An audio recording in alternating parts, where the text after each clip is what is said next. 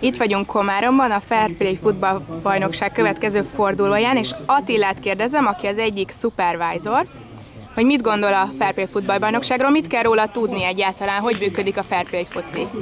A Fair Play foci nagyjából hasonló, mint a normál foci, amiben különbözik az a szabályrendszer. Ezek a szabályok egy picit azért jöttek létre, hogy a játékosok ne csak arra koncentrálnak, hogy érdemes nyerni, hanem arra is, hogy a focinak vannak egyéb más pozitív hasznai, hogy ilyen szép magyarsággal fogalmaznak.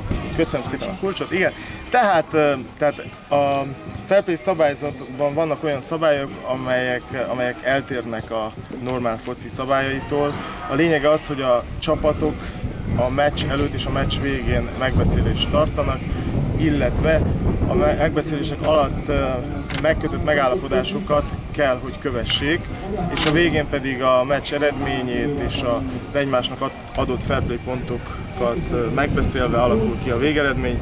Általában a csapatok először egy picit nehezen értik, de a végén azért megszeretik. Tehát sokan attól félnek egyébként, amerre jártunk, többször tapasztaltuk azt, hogy egy picit féltek az emberek attól, hogy ez megöli a focit, de így a meccs közben kiderült, hogy erről szó sincs, és sok-sok olyan plusz dolgot adunk, akár egy meccs közbeni tánccal, ami arra szolgál, hogy tényleg olyan csapatok, akik lehet, hogy az életben nem éppen barátságos körülmények között találkoznak, gondolok arra, akár a rendőrség fellépéssel más csoportokkal szemben. Itt most buli hangulatban, a fociban esetleg néhány szót válthatnak, és kiderülhet, hogy a másik oldalon is vannak azért tök jó fej emberek.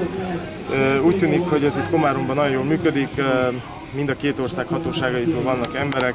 Az oltalom csapata most a sztár, ha jól láttam, eddig az összes mérkőzést megnyerték, úgyhogy reméljük, hogy a továbbiakban is a mérkőzések szépen alakulnak. Most sajnos mennem kell, mert úgy tűnik, hogy a mikrofont hallgatom, akkor nem sokára következik egy meccs, ahol én leszek a tímer.